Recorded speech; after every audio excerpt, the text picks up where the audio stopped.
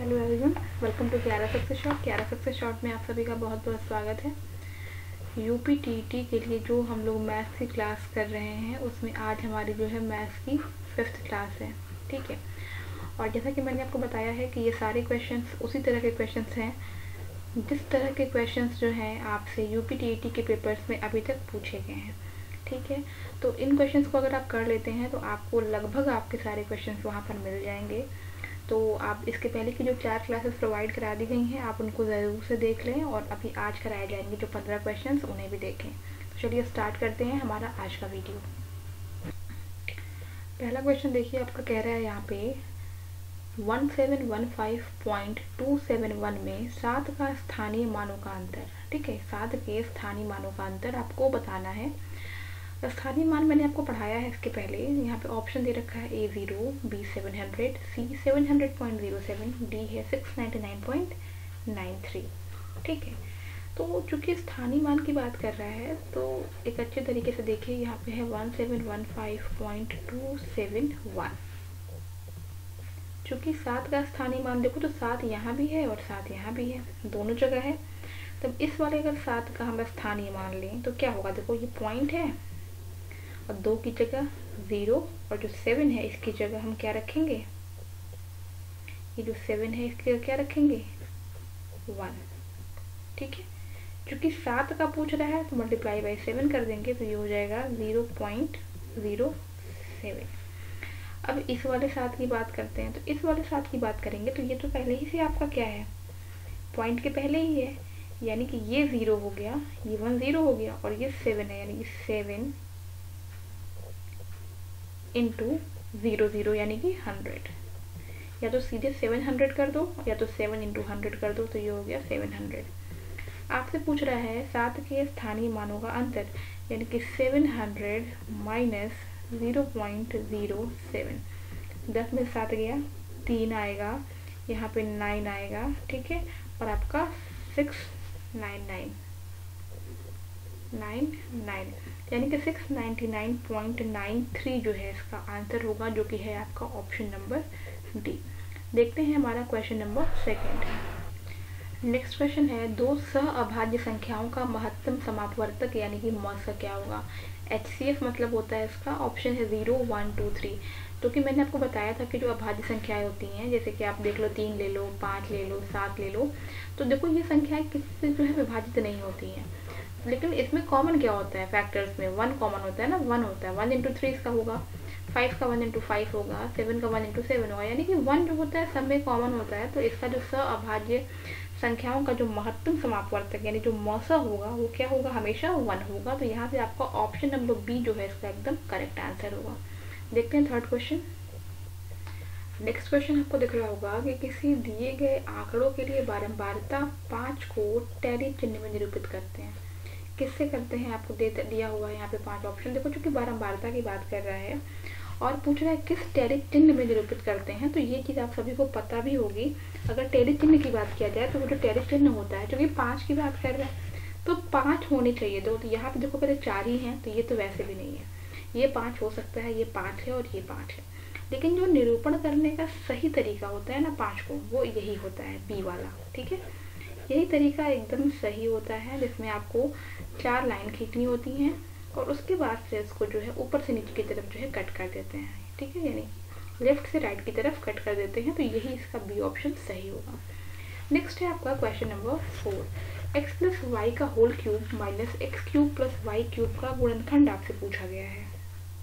Option देख सकते हैं आप यहाँ पे, x square plus y square plus 2xy। B दे रखा है यहाँ पे x square plus y square minus xy, और सी देखिए एक्स वाई स्क्वायर, और डी दिया हुआ है यहाँ पे आपका 3xy। तो देखो इस तरह का जो क्वेश्चन आता है तो सिंपली आप जो भी चीज़ दी हुई है यहाँ पे, इसको मैं यहाँ पे ऐसे ऊपर कर रही हूँ सॉल्व इसको। एक्स प्लस वाई का आपको होल क्यूब का फॉर्मूला पता होना चाहिए, और बाकी ये जो है आपका मुझे लग रहा है कट जाएगा। तो एक ये आपका a प्लस बी का होल क्यूब है, तो इसको हम लिख सकते हैं a cube plus B cube plus 3ab in the bracket a plus B, ठीक है। और ये आपका X cube minus Y cube हो गया, बिकॉज ब्रैकेट ओपन किया तो प्लस साइन जो है माइनस में हो जाएगा। तो ये एक्स क्यूब इससे कैंसिल, वाई क्यूब इससे कैंसिल, तो ये आपका आया 3xy in the bracket x plus Y. तो चूंकि क्वेश्चन में अब आप सोचो कि ये पूरा आंसर तो नहीं दिख रहा है, तो बिल्कुल पूरा आंसर नहीं दिखेगा, बिकॉज आपसे पूछा है कि गुणनखंड, तो गुणनखंड देखो 3xy है और 3xy इसका ऑप्शन नंबर डी है, यानी कि ऑप्शन नंबर डी यहाँ से इसका एकदम करेक्ट आंसर हो जाएगा। देखते हैं next question number 5। Question number 5 कह रहा है आपसे कि यदि किसी वस्तु का अंकित मूल्य 500 रुपये है, ठीक है, अंकित मूल्य है आपका ये, दुकानदार 5% की छूट देता है और फिर भी जो है 25% का लाभ कमाता है, तो लागत मूल्य बताना है। तो जब जो चीज़ पूछता है ना, हम वही सपोज कर लेते हैं। सबसे पहले सपोज कर लो कि जो लागत मूल्य है वो कितना है, ₹x है, ठीक है। आपसे क्या कह रहा है कि 5% की छूट तो देता है लेकिन 25% प्रॉफिट कमा लेता है, तो प्रॉफिट किस पे होगा, उसका जो लागत मूल्य है, यानी कि 25% का लाभ हुआ, यानी कि 100 धन 25, यानी कि 125/100, सीधे सीधे। अब आपसे कह रहा है यहाँ पे कि अंकित मूल्य 500 है, तो ये 500 जो है इसका, इस पर वो जो है भाई जो छूट मिलेगा आपको, जो छूट मिल रहा है ये किस पे मिलेगा, ये हमेशा अंकित मूल्य पे मिलेगा, यानी कि 500 का हम 5% छूट निकालेंगे, यानी कि 100 - 5 करेंगे, तो ये हो जाएगा आपका 95/100।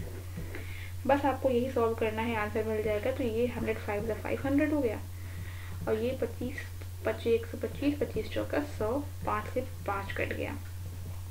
x की वैल्यू हो गई 4 × 95। आप चाहिए तो इसको कर लीजिए, 4 × 5 = 20 और ये 38, यानी कि ₹380, और ₹380 जो है आप देख सकते हैं ऑप्शन नंबर डी यहाँ पर है, यानी कि क्वेश्चन नंबर 5 का जो आंसर होगा वो होगा ऑप्शन नंबर डी।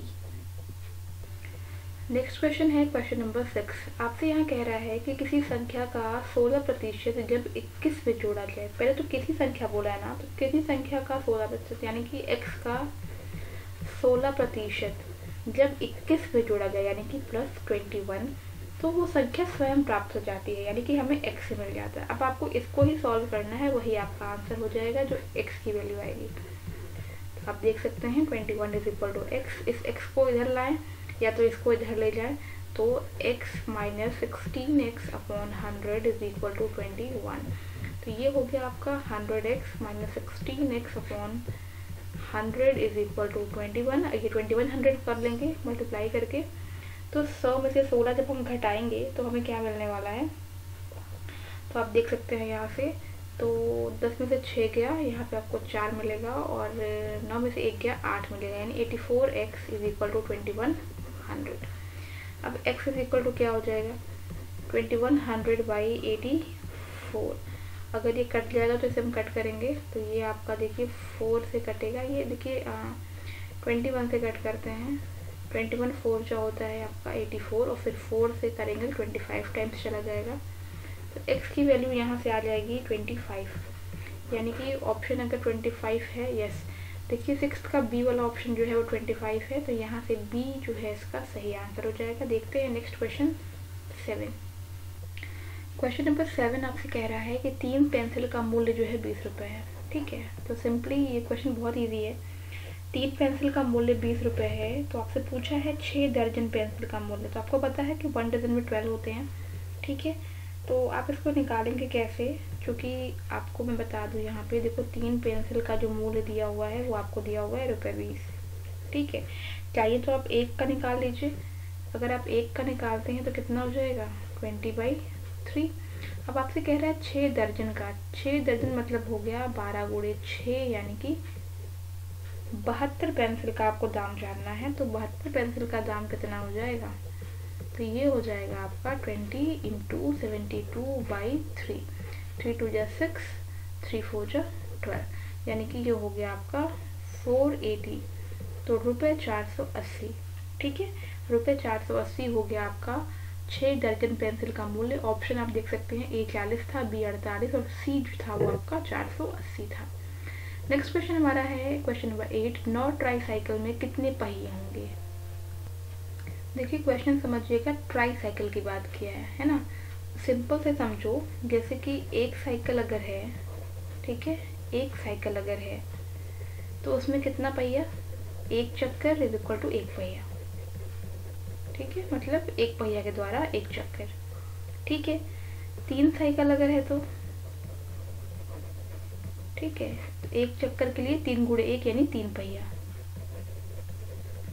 लेकिन क्वेश्चन में आपसे पूछा है 9 ट्राई साइकिल, तो 9 ट्राई साइकिल के लिए कितना हो जाएगा? तो पहले तो 9 है ही और ट्राई साइकिल है, मतलब ट्राई मीन्स 3, तो 9 गुणे 3 यानी कि 27 पहिया। ठीक है, बहुत सिंपल था ये।